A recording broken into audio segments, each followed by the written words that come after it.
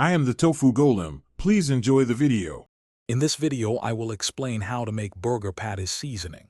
First, select fresh ground beef with a good fat content, around 80/20, for juicy burgers. Begin your seasoning with a generous amount of salt and freshly ground black pepper, as these are the cornerstones of any great burger.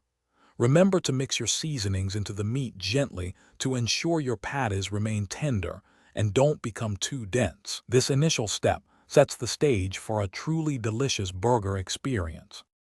Once you have your basic salt and pepper, it's time to explore different flavor profiles. Garlic powder and onion powder are fantastic for adding a savory, aromatic base that complements the beef beautifully. For a touch of color and a mild, smoky, or sweet undertone, consider adding paprika. If you're feeling adventurous, a pinch of cumin or chili powder can give your burgers a delightful Tex-Mex-inspired kick. Experiment to find your favorite combination. To elevate your burger seasoning, consider some advanced techniques. A dash of Worcestershire sauce is excellent for boosting the umami flavor, adding a rich, savory depth to your patties.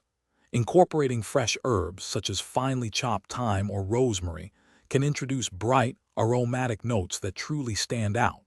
For a subtle sweetness and a beautiful caramelized crust when cooking, try adding a small amount of brown sugar to your mix. These additions make a significant difference.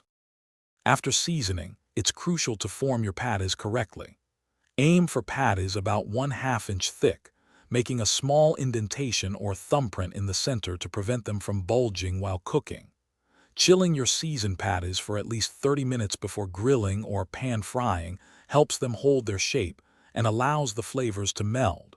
For more great tips and to check out the new Kindle Paperwhite, perfect for reading anywhere, be sure to look at the link in the description, along with other fantastic deals. Thanks for watching. Consider subscribing if we helped you today.